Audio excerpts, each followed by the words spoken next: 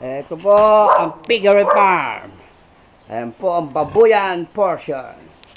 Babuyan portion. Ultimate babuyan portion.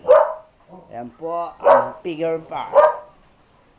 Aming dinadaluhan. Aming pinagbakasyonan sa Bulacan. Ito po ako.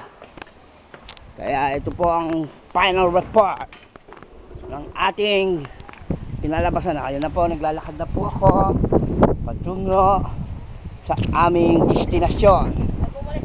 Ayan po ang aking bunso.